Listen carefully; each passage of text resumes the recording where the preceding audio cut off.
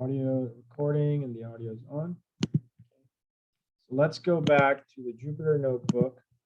All right, so as you can see, we're just dealing with the data right now. We've been playing with it, creating tensors, and then calculating things like means and then distances between images, right? We did it kind of just like this, applying operations of the tensors themselves.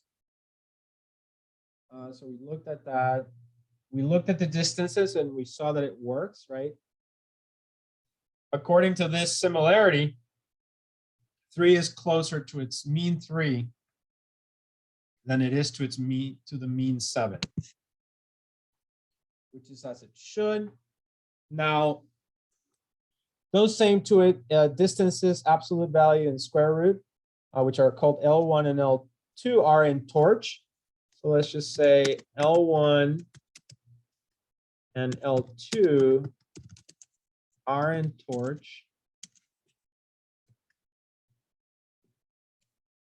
Okay, so all you have to do is you would maybe have to import torch, but because we're using the fastai framework, when we import basically this fastai vision all, it's like we're in the fastai framework. And so fastai just has a tendency to make everything easier, if you will. So they have something called the F function that you can use to reference a lot of things. So we can call the torch versions of L1 and L2 from that F function. So I'll show you what I mean. We can just do print, and then I'm gonna do F dot, and then it's L1. L1 underscore loss. And then now we basically calculate this between A3. We're just going to say A3 dot float, comma, because this is a function, and mean 7. Mean 7.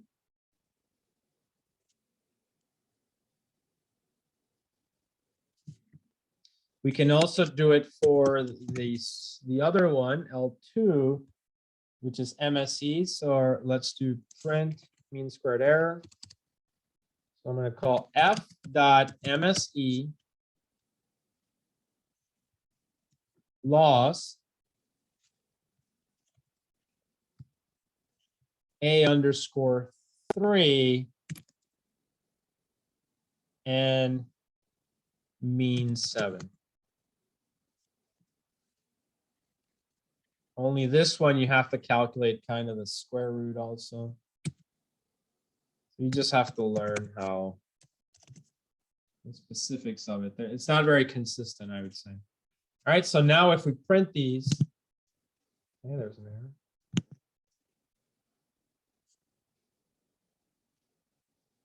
That should be lowercase.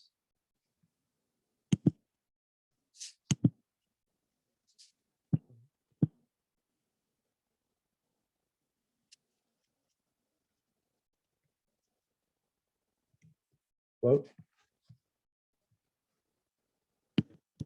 Save it, run it, and there you go. And if you look, these values are exactly the same values as here. They're pretty similar.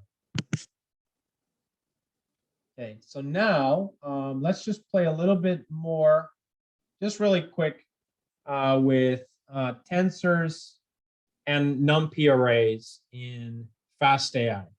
So let's create some data. And basically a list of lists.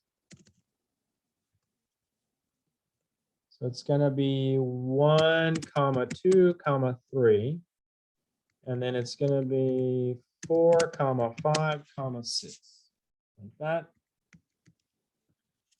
And now we can do an array. This is array. So this array word is the way that this only works in fastai. Again, you have to be in the fastai visional thing. But if you do this, this is fastai's way. So this is fastai's way of making this array, which is a native Python array, a list, into a NumPy array. So now it becomes a NumPy array. Instead of doing, now you could also do the NumPy approach, NumPy np.array, but as I said, that's how they do it, which is helpful. And then if I want to do a tensor, then we've seen it. I just call tensor, right? And this is again,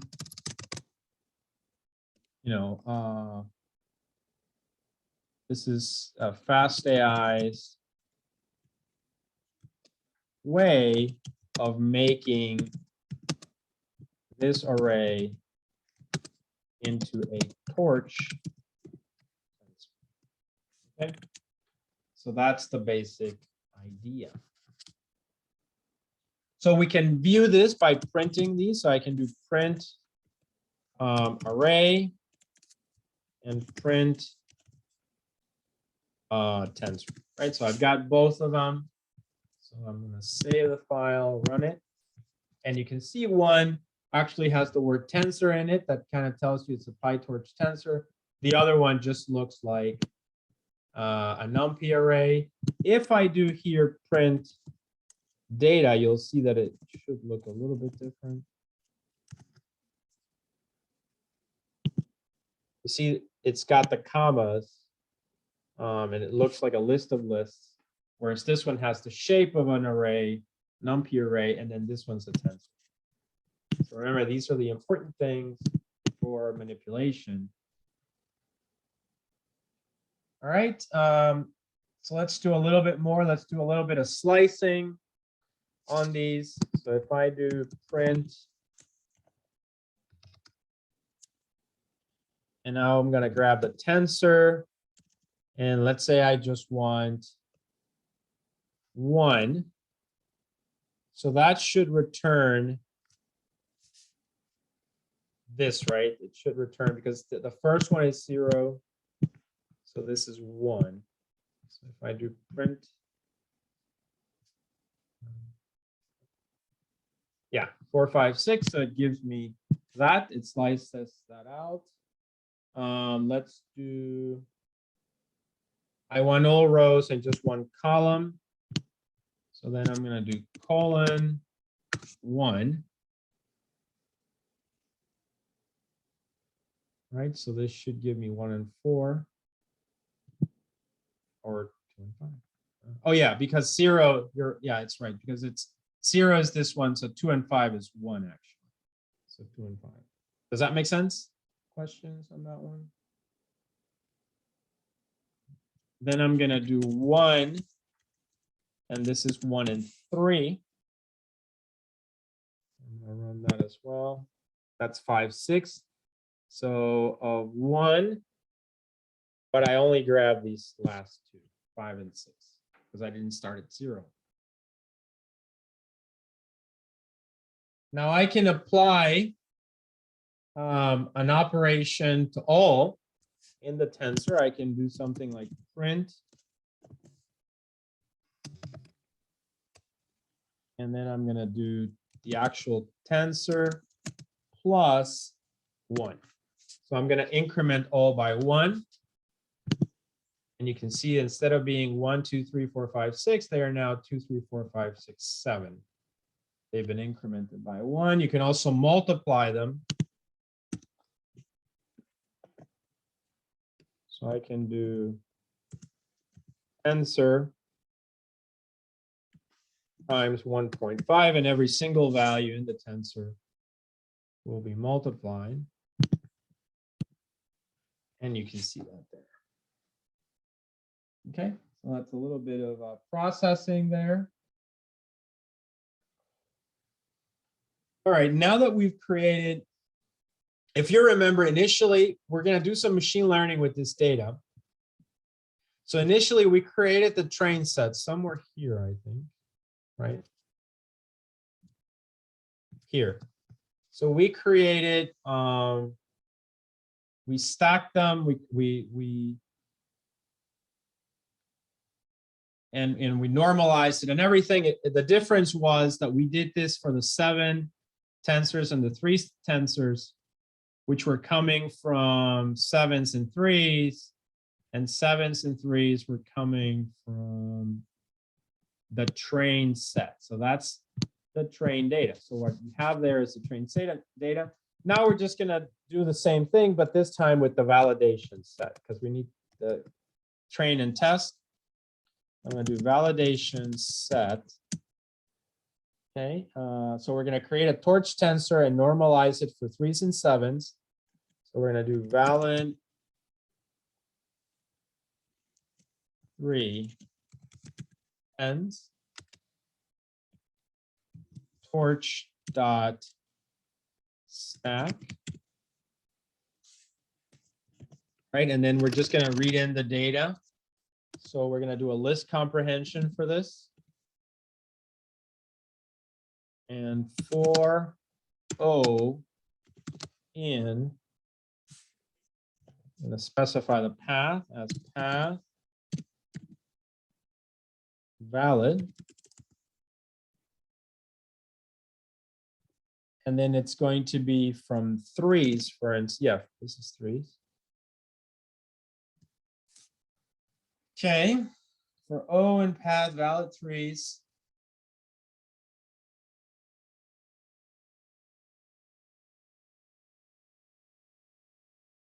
This gives us a folder. We want to print the list of it, ls.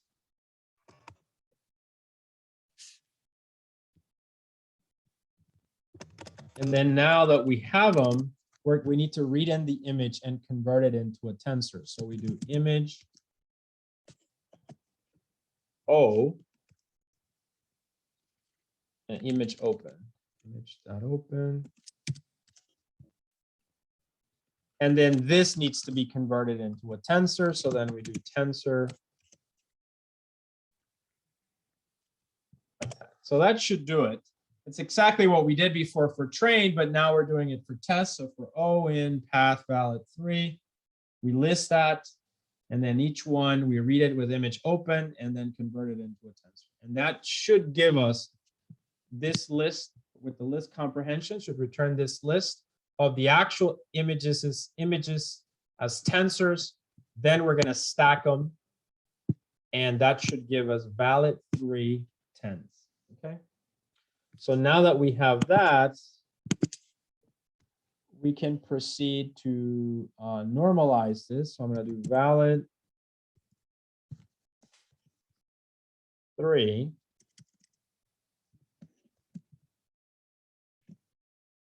tens. And then the same thing, valid 3 tens dot float, and then divide by 255 so that we can normalize. So that should give us the data set as a stack also. And then let's just copy and paste this again for the other one.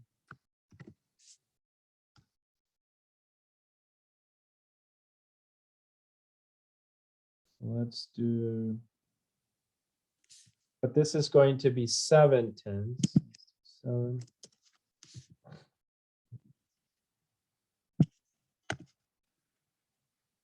And then torch stack, tensor image. And this is just gonna change that to 7. Change this to 7. And that should do it, I think. Do you guys see any errors? That should give us the validation or the test set for that data. All right, so I'm not hearing any comments, so you guys probably think it's correct. So let's do then, let's just print out the dimensions. We always want to check that. So I'm going to do valid.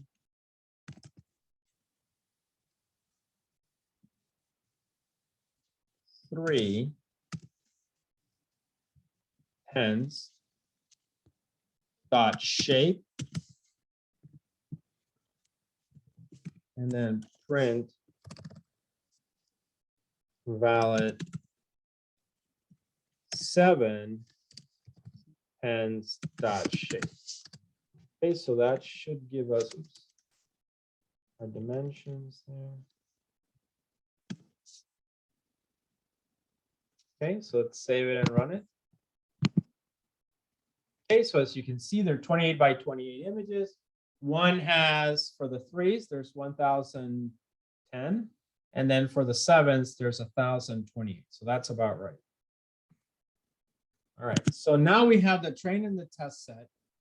Now, what we want to do now is, if you remember, we're going to go back to the distance function, right? And the distance function was here, these distance functions.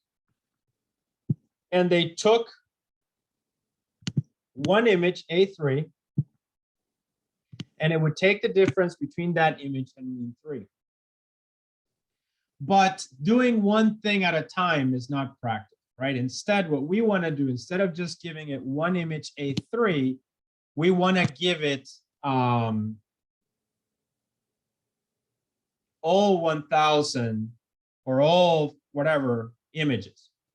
Now, this is important because there's going to be a little bit of a tricky thing, but it's important to kind of capture the idea. So let's go to the whiteboard. And if you look here, we have A3 minus mean 3, right? A3 minus mean 3. So let's do A3 minus mean 3 down here. We're going to do print A3 dot shape print. What is it? Mean 3 with no, yeah, no, nothing. Dot shape. Right. So if we run this, the size is 28 by 28, right?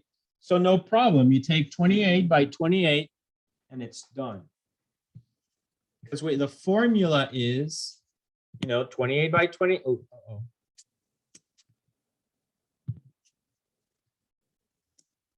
The formula is, here, A3 minus mean 3 says 28 by 28 minus 28 by 28. And then we calculate all the operations. The problem is, we look here. If we just do one image, it works. It's like we have one image here and another image here, and they're basically compatible. But in our other, in what we want to do is we actually want to give it all the images that are 28 by 28 as basically as a stacked tensor, right? So it's a cube, but we only have one mean that it's 28 by 28. So really what it comes down to is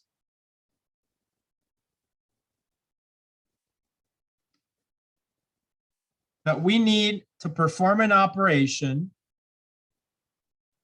28 by 28 like that minus, but here we have 28 by 28 by the dimension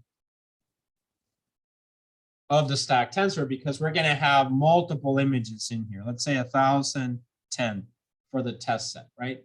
So now that formula needs to be adjusted a little bit because they're different, right? They're different. Once we perform the operation, the difference, we would take a mean. If you look here,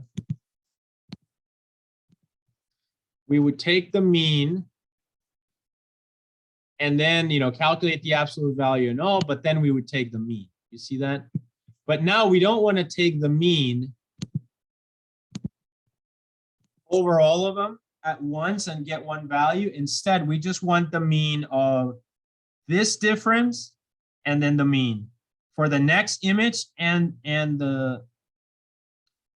let's call this one the mean 3, right? And then we take that difference and then calculate the means along only the axis of 28 and 28, right? Not including the last one. So what we're gonna do then for this to work, we're just gonna modify the function a little bit, the equation, just a little bit. And let's create a function. So let's go over here. And we're gonna create, let's call it function to get mean absolute error for each image in the stack, tensor. Okay. So that's what we want to get. So we use something called broadcasting, because if you notice, broadcasting means that we took something that is 28 by 28 by 1010, and we applied an operation, subtraction, against something that is 28 by 28. So in essence, kind of what happens is, if you want to think about it in simple terms, with broadcasting, it's a trick that NumPy has and PyTorch has and TensorFlow have, which basically, if you had an image that is 28 by 28, and then it's 1010 here, but on the other end, you only have one that is 28 by 28, you can think of it in a way like it just grabs that image and copies it 1010 times. So then now you end up, these are all different, right? Because these are all the different images in the set, but this one is just the same one copied 1010 times. And then now you perform the operations easily. This is not actually what is happening, because this would be highly inefficient from memory point of view. So there are some tricks that it's doing, so it's efficient. But broadcasting, if you want to think of broadcasting this way, in terms of understanding it, that's fine. Is this concept clear, guys? Broadcasting?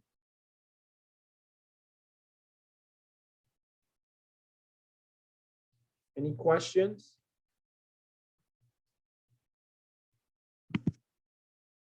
Guys? You hear me? No question. All right, good. So that's good that you understand. So this was a tough topic for me to understand. All right, so, but yeah, that's the idea, right? So with broadcasting, you on one side you have like 28 by 28. On the other side, you have 28 by 28 by 1010. So one is a 2-rank tensor, the other is a 3-rank tensor. But in some special cases, as long as you do everything correctly, broadcasting will be a nice little trick of coding to achieve what you want. All right, so we're trying to create a function to get the mean and absolute error for each image in a stack tensor. We're going to use broadcasting in the A minus B part, right? So in the A, A is the stack tensor, and then B is the mean image. So we will use broadcasting here when it's necessary. And then you will see, because now we have, before we only had images that were 28 by 28, we could just take the mean across that. But now we end up with a tensor that is 1010 by 28 by 28. We don't want to take the mean of all the images, right? Each image is independent. So we need a mean for just the 28 by 28 part, and not the first index, which holds all the different images. So that you'll see what I will do here. We need to specify for the mean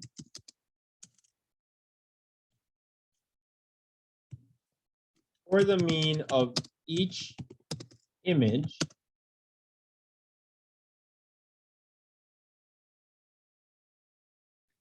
we need to tell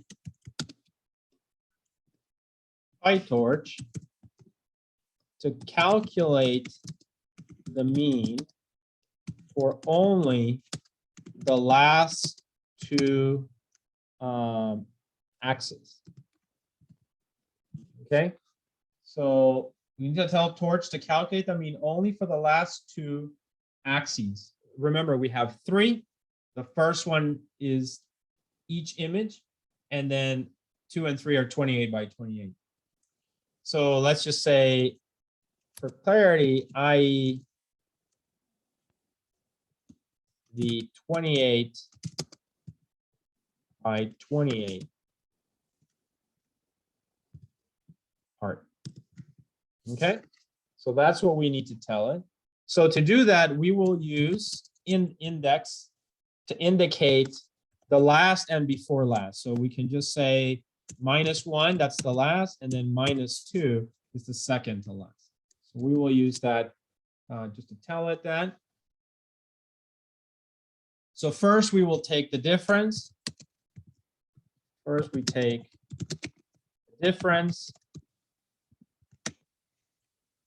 Then we take, then we calculate the absolute value. And then the mean.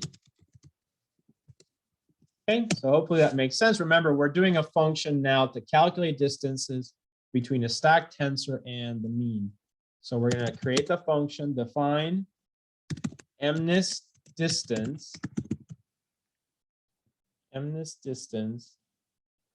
between A and B, where A is a tensor and B is just a 28 by 28 image in tensor form.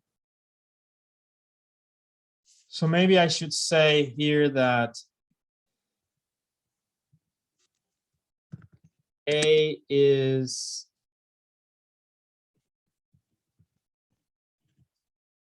ten by 10 by 28 by 28, whereas B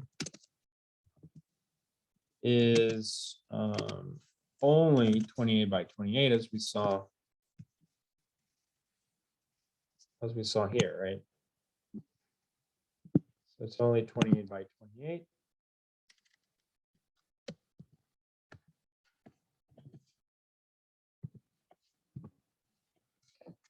So there we have it. So we have our function. So define the MNIST distance between A and B. Now 1, 2, 3, 4. Let's do return. And we're going to calculate the difference first, A minus B, dot, then the absolute value, dot, the mean, but we have to tell it where to apply the mean. Remember what I said, so we do -1, comma, -2. Okay, and then now I'm going to calculate the distance. Now this time, in this example, I'm only going to calculate it between one image and the mean 3, just to make sure that we get the same value that we got before. So I'm not running the whole stacked tensor. What I'm going to do here, MNIST distance, and it's going to be A_3. Remember, that's just one image, and then mean 3, which is also just one image. All right, so I'm going to run this one, save it, run it. That gives me 0.11. If we look back, it's the distance between 3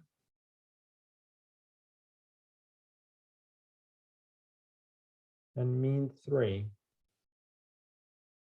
So it should be the first one. So it's not exactly the same value, but it looks correct. Oh no, it's actually the same value, isn't it? 0.11, right? 0.11. Yeah, 0.11. So they're the same. Got it? Any questions so far? None from me. Good, so it's making sense. All right, so now we have this function. So think about what we have, right? So we have a train set, a test set. We have a way to calculate a distance, right? So we could, in theory, create a classifier out of this. It's not a neural net because, and it's not really a machine learning in a sense that it's not, we're not teaching it weights, right? We're not optimizing for weights. All we're doing is we took all the images, we calculated a mean, and now we have a means of calculating a distance between all of those images and the mean image. Now, obviously, we can use that to predict something, but it's not a machine learning algorithm in the sense of learning. It's more like, you know what it looks like, honestly? Do you remember this algorithm? KNN? It's kind of like KNN, right? The KNN algorithm, you kind of just take the image, compare it to all the other images, calculate a distance, sort it, then select the labels of the closest images. So really, if anything, what we're doing here, it's similar to KNN, and KNN also does not have a weight mechanism, right? So we're not teaching a neural net to learn the weights to predict something, okay? So this is basically a lot like a KNN. All right, so now that we have that, now we're going to calculate the distance. We're going to use MNIST distance to calculate the distance between the mean and all the, in several, a set of images in our test set, for instance. So let's calculate the distance. Calculate the distance between the mean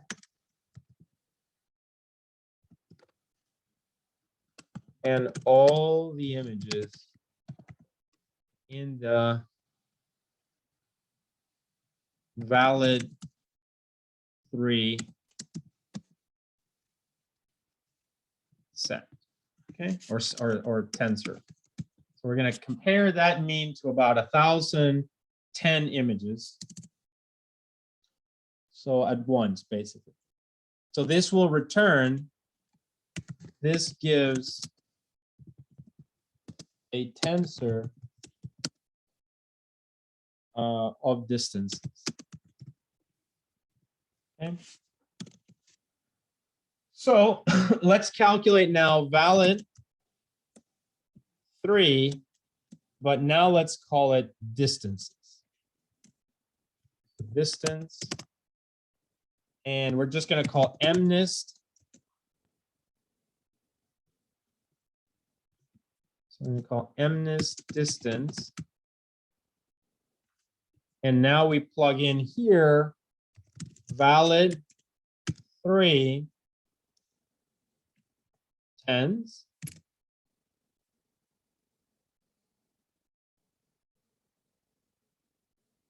Right, so this is the validation that we created before, valid 3 from validation set. And now we compare it to the mean 3.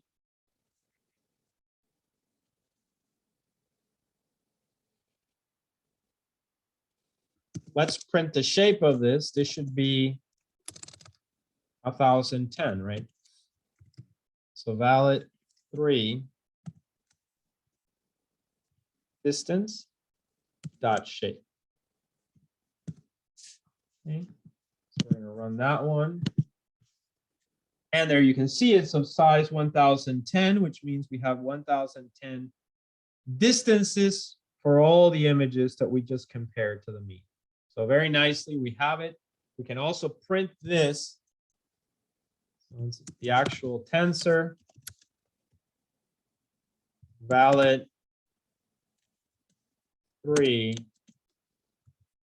distance. Okay, so I'm going to save this, run it.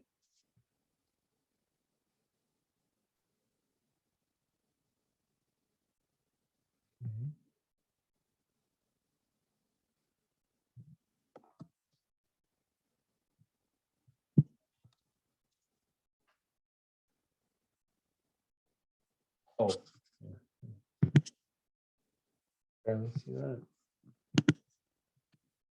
All right, and as you can see, it's got the distances between that set of images and the mean image. All right. So what else can we do with this?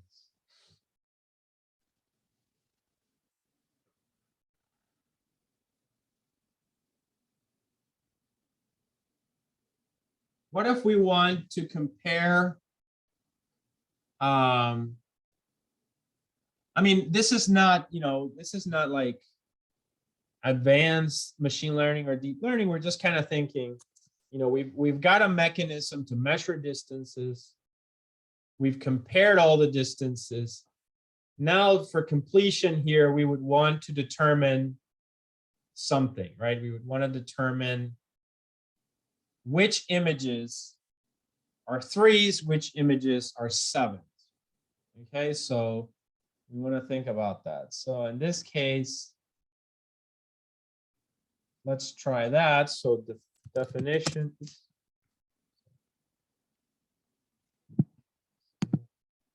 So definition here, define. Maybe we need to think of defining a function if something is a 3 based on this information. So let's say is 3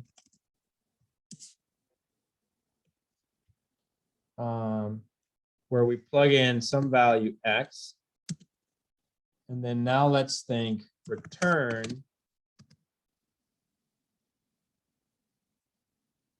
And then how do we write this? How do we write given something?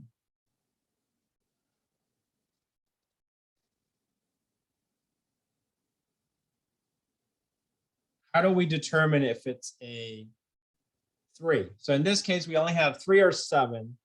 So we can try MNIST, right? MNIST Distance. And then we would compare if it's a 3, it's a 3.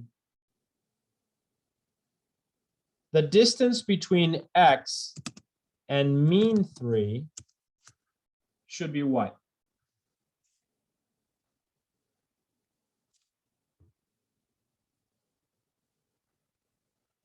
Should be below a threshold, maybe.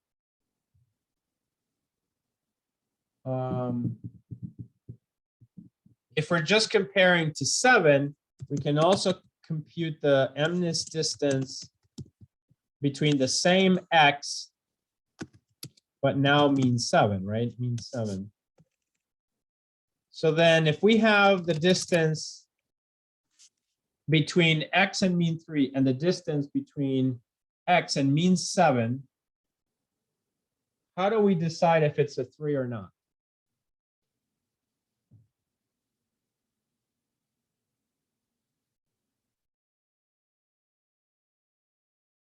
Assuming these return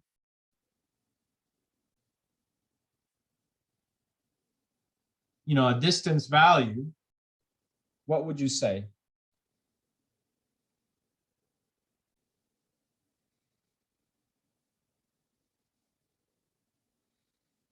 What do you guys think?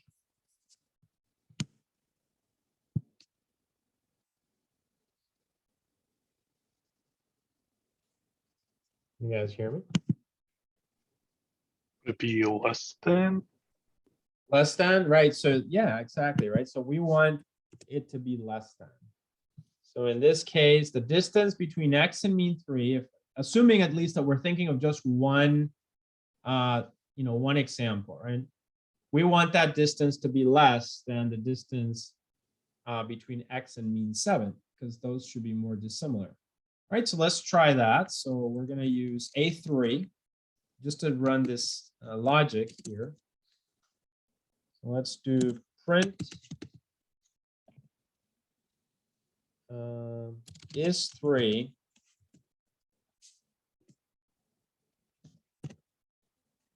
is 3 A _3, right? So this is a Boolean condition, right? So if less than should return Boolean. Do that. Okay. Probably have a typo.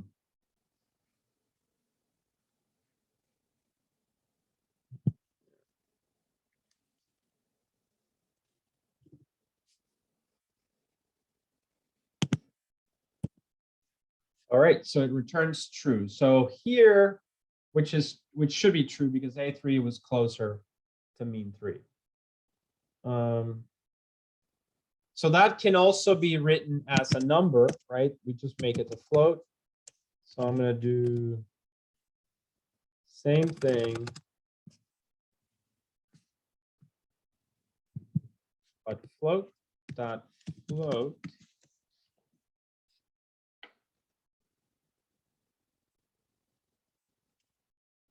Let's do run. So it's a 1. So remember, if it's true is a 1, if it's false, it should be a 0.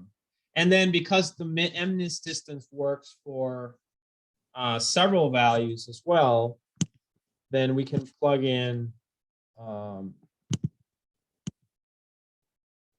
just 1, but several. So is 3, instead of A3, we're going to say valid 3. Okay. So if we run that one now, it should give us the list of trues. So, yeah. So it gives us all of these. Now we can't always just look at the values, right? We can't just look at the values. We have to instead get an accuracy of some kind. Okay, so we're going to try to get an accuracy score. So how do we run this model?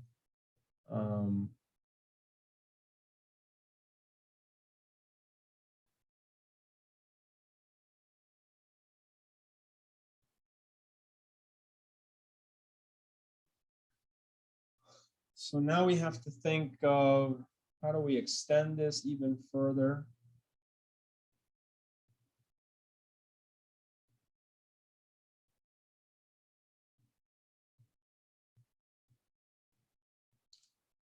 So here now,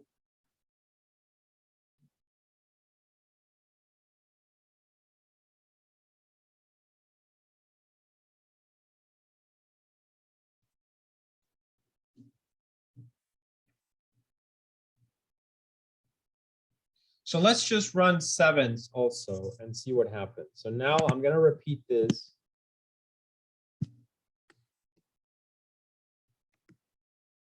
But did we have valid 7s, right? Valid 7s. So let's see what it gives us. Valid 7s is 3. False, false, false, right? So by the same logic now, valid 7s are probably closer to 7 than they are to 3. So that's why their distance is actually, the distances between all 7s and mean 3 is probably greater, right? So it's not less than, and so it returns false. Okay. So we have that.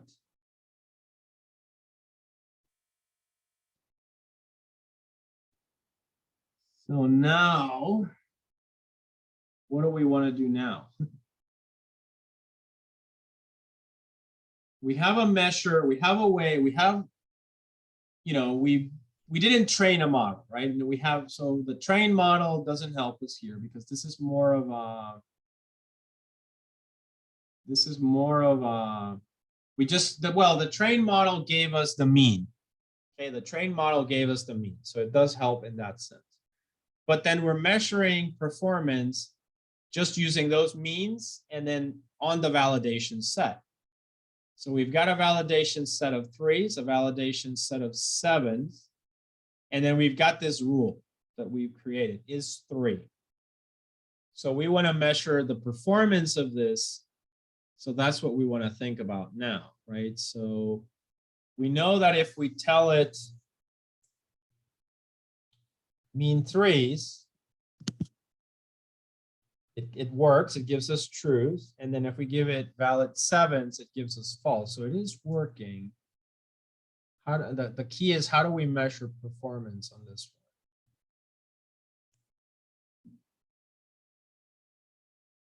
What do you guys think?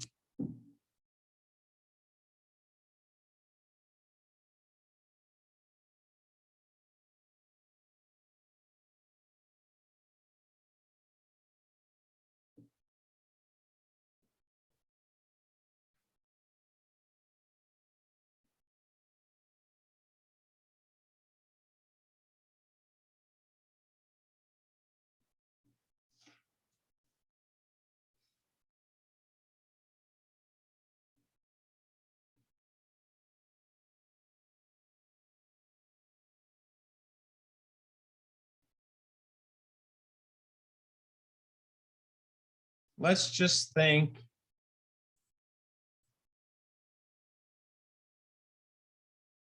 Let's just think. I'm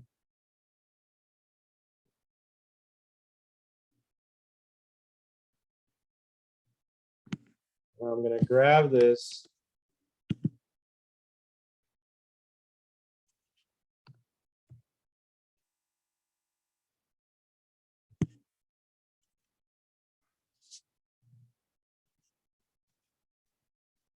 Is 3. And then valid 3s, valid 7s. Okay, so we've got our data there. This gives us a list of truths and false.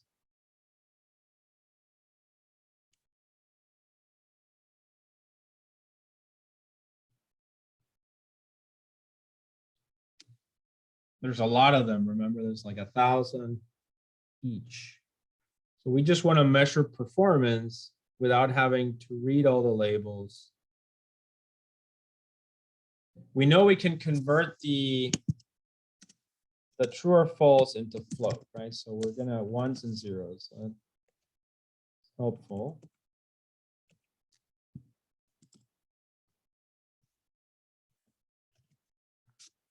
Okay. These are distances. No, these are true or false. Let's just take the mean of this. Let's see what the value looks like. Should we sum those after we get them? Yeah, that's well, the mean kind of does it, right? What do you think? Maybe. Yeah, so But if we had a whole list of 1s and 0s, and you know you should have all 1s, and there's That's what we 1,010 have, of them. we have a list of, so Right. in theory, valid 3 10s is 3, right? So that should be 1s. And then is 3 valid 7s? That should be 0s, correct? Right. So then if we sum them, if you have anything more than 0, whatever the sum is for the 7s, then you know how many were mislabeled or incorrect. Just sum them, you say? Just an idea. If All right. if it lets you sum them. Yeah, so let's do W1, W2, and then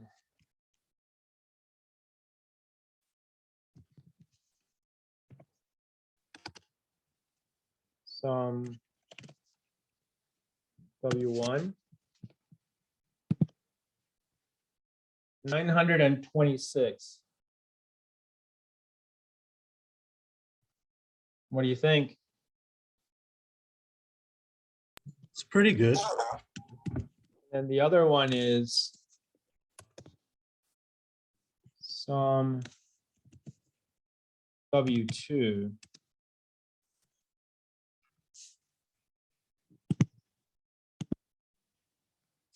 $15. Better. What do you infer by that? I infer that it's able to distinguish the 7 from the 3s by like 97 or 98%. Why? Because it's 926 divided by about 1010, correct? That's how you did it? Oh, yeah, I was thinking for the 15 though, but yeah, same thing for the 926.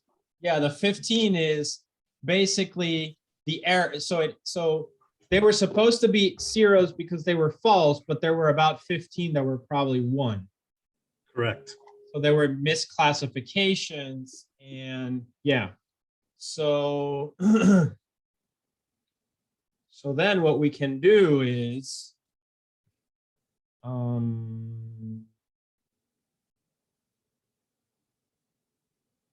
a way of flipping this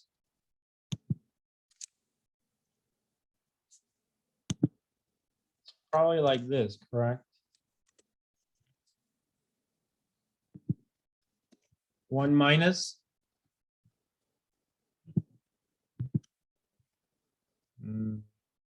Yeah, that's so. That worked. Huh? I'm just saying, yeah, that worked. Yeah, so let me see if I'm doing this right. At the 15.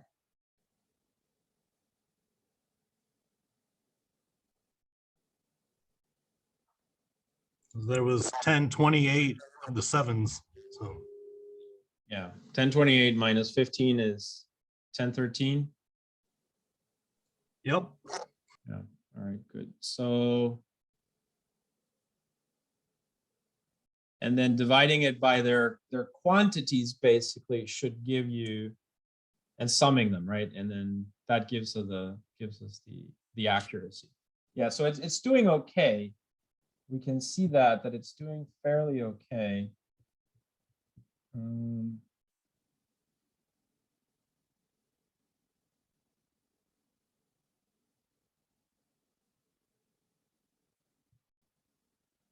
Is 3 all float? We can also take the mean of this.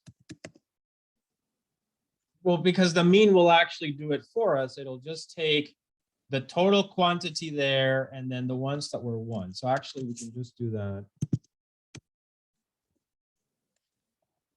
And then now, oops, didn't like it.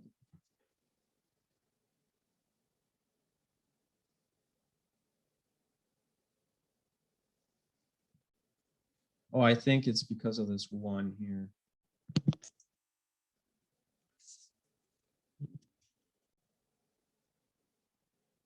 Let's try it again.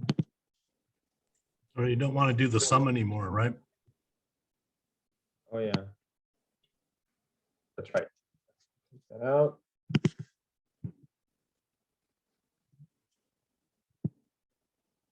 Okay, so it did that. So now let's just print W1, print W2. There we go. And then now we just have to flip it again. So we'd have to like 1 minus. There you go. That's the accuracy then. So it's better at distinguishing from 7s than it is at distinguishing from 3s. Right? You guys would conclude the same? Yeah. Yeah. But yeah, that's kind of what we did, right? So we created a type of a KNN classifier. We just measure the distances. And then we have that rule basically to see if it's a 3 or a 7. And then we can measure some kind of a performance with the accuracy. So yeah, so that's again, this is obviously not deep learning. We're not learning weights. It was just an exercise to go through and play with the data a little bit. All right, and practice some of the basics. In the next lecture next week, now we're going to start getting into, a method of doing the same process, but this time around, we're going to look at, you know, using gradient descent, building, you know, the weights matrix, training, and then looking at all those little details, and then basically arrive at a deep learning algorithm. All right, so we have about 20 minutes, right? So from 5 to 5:20. So during that 20 minutes, I just wanted to leave that time for the projects. So before I move on, are there any questions about any of this? Any doubts or anything that didn't make sense?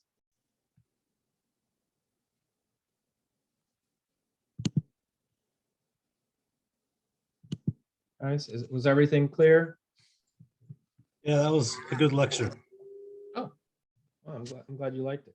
All right, good. All right, so anyway, so this one was very basic stuff. And then next lecture, as I said, will be more of optimization, learning the weights, leading up to a deep net, if you will.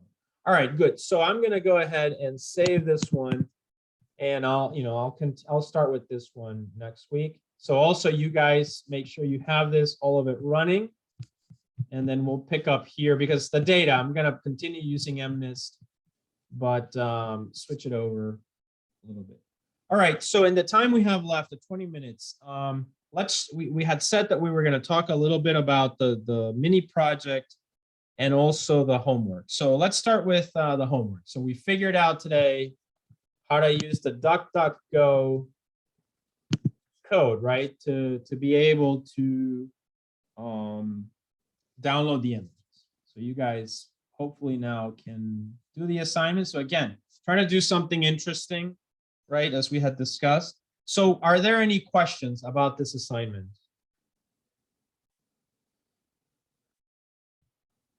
You guys have any issues with it?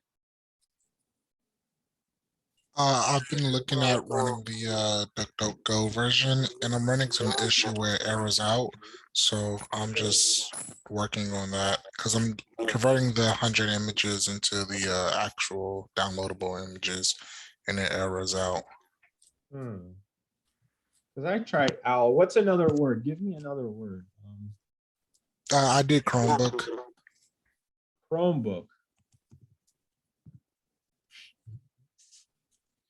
So let me try that. Well, the issue was I did a loop through the URLs list, and while converting, it was having an issue downloading the image.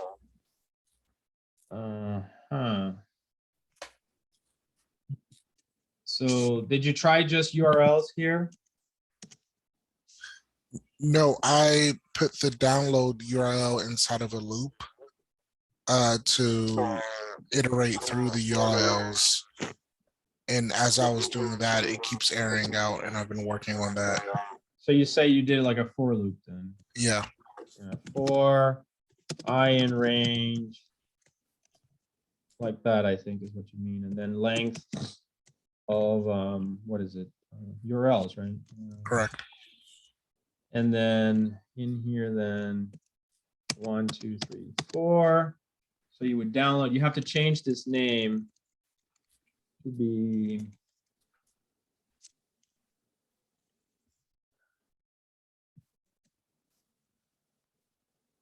Chrome or something. Plus string I plus like that, right? So Correct. oh, single quote here.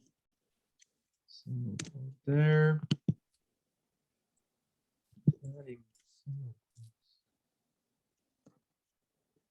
Stop adding single quotes. All right, there we go. So it should do that, and then here, let's say Chrome 7. Okay. So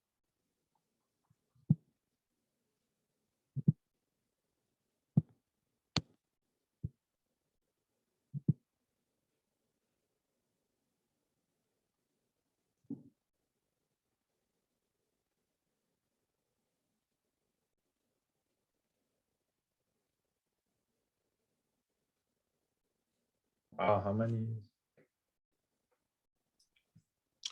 You have the think you number at set it at 100. 700. Oh, did I? Oh. So it's gonna do all 100.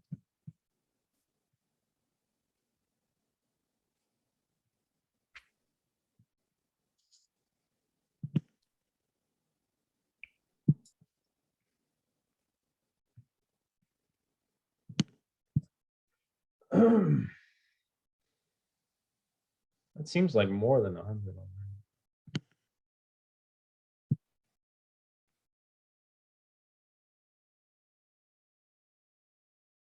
Looks promising though. Looks promising. There we go. That's the Chromebook. So now I should have them in my images, right? Mhm. There they are. It's just a me problem then. Yeah, I don't know. So it looks like it did it. Right. So did you have an issue in your code or something? Yeah, I'm gonna look at it and I'm gonna try to fix it. But this is being recorded, so just take a look at the video. All right, we'll do. Yeah. Any other questions, guys, on this project? How to do it?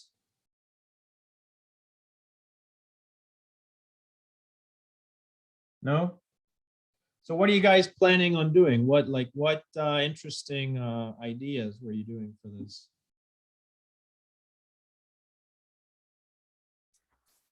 I was looking to see to compare Chromebooks versus MacBooks versus Windows laptops. Okay, all right. Good. What about everyone else? So I originally tried to do like healthy lung tissue, smoker lung tissue, and cancer lung tissue, Uh-huh. but that really didn't work very well. It was like 55% accurate or something. Oh, really? Okay, so you got the images. It's just a classifier wasn't very good. Yeah, so then I did hurricane radar images and then tornado radar images, and that one was like 95% or something. It's much better. Okay, nice. Good. Anyone else wanna? I don't think I've fully formulated what I'm attempting to do, but I was trying to get images of plastic pollution in the water. Mhm. Then maybe I can sort them by like plastic bottles versus just like netting or straws. I don't know. Yeah, I see. Or animals stuck in the plastic pollution versus just plastic pollution, something like that. Okay, all right. Good. All right, so all of them sound interesting. What about for the NLP mini project? Did you guys think of anything specific? So I haven't really started on it yet, but I was Okay. gonna try and get like the top 5 most popular names for each, well, for different ethnicities, Okay. and then do like just different sentences that I would come up with the mask.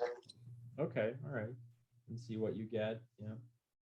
Any other, like that's one scenario we talked about. Any other ideas for scenarios?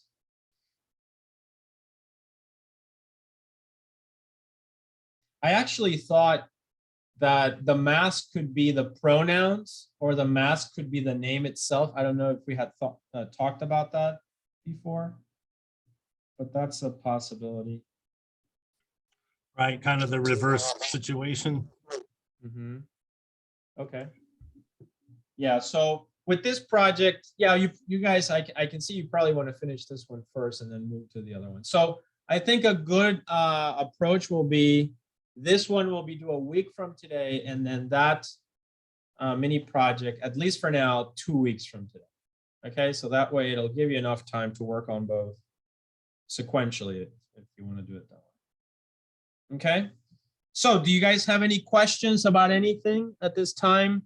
You know, it's the last 10 minutes or so, so just I want to know if if you have issues on any of these homework assignments, or if you just you're stuck with something. As you saw today, we just basically focused on fast AI and computer vision. We'll be spending, I want to finish this sequence of like the foundations. And then after, it's all going to be computer vision. Then after that, we'll go back to like the state of the art, basically, CNN learners and all that. But we'll follow this sequence. So any questions or anything? So for the CNN homework, all I did was like show some examples of pictures, and like my epic results. And then I just kind of like talked about the confusion matrix and stuff. Was there anything more that you wanted, or is that good?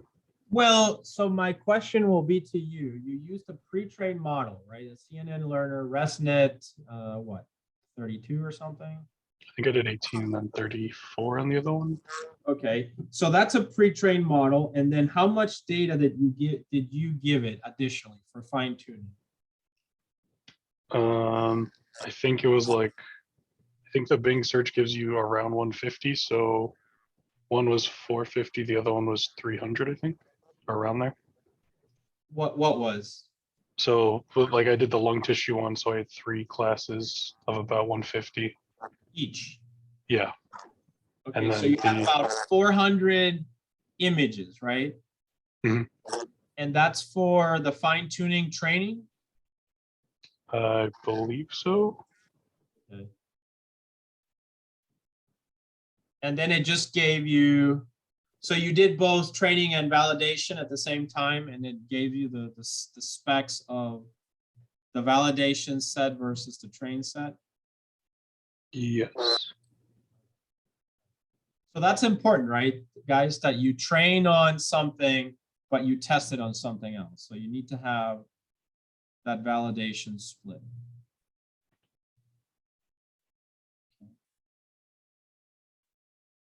Because the process should be, you use a pre-trained model, then you fine tune it on some data, and then the model is more specific to your task, but then you've held out a data set for it to predict on, right? And then you're going to measure performance there. So you want us to predict, like, if of my 400, I would leave like, I don't know, 50 from each of my 3 classes. Yes, I would. That's kind of what you would want to do, right? If you think about it, now when it does it in the model in the trainer, it basically provides the train, law, and the validation, right? It's providing the 2 columns. Yeah, because it's like 80-20, I think. Yeah, so it's doing it. I'm sure it's doing it, but I'm just saying that's what needs to happen. Is what I'm saying. So I'm sure you've done it. It's just if you have the train and the test, and you did the split, as you said, 20%, 80%. It's done it. It automatically held out the validation set.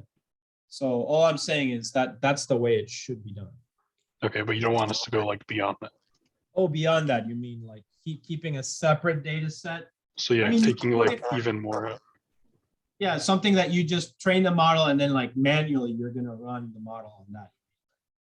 Yeah, I could do I don't that. think it's necessary. I think if you did that, if you like randomly took the data set that you did before, right? And you randomly extracted something for test set, and then you held it out, I think it would be consistent results if it's the same data. Yeah. So I don't think it's necessary, but that should be the process. The process is get the pre-trained model, then load the trained data, fine tune it a couple of epochs, and then apply that to the held out test set. And then that's the performance that's important, the validation set performance. Yeah, I'm pretty sure that's how we have it set up, because I use pretty much all the code we did in class. Okay, perfect. All right, just be ready, I guess, when you do this. We'll leave a few minutes because it's a small group. So we'll leave a few minutes at the end of class next Monday for you guys to kind of demo. Okay, you can share your screen. So you don't have to run it. I'm not asking you to run it in real time. Just have your report ready so that we can talk about it. We'll learn from what everyone did. You know what I mean? Somebody raised their hand. Yeah. So I did the DuckDuckGo and it pretty much works. It looks like just need to have try catch or something inside the loop in case the URL is no good, but it seems to pick up all of them. Yeah, that's a good suggestion. Put a try catch because it could be a networking thing that just a network timed out or something. Yeah, good idea. Thanks. Anything else, guys?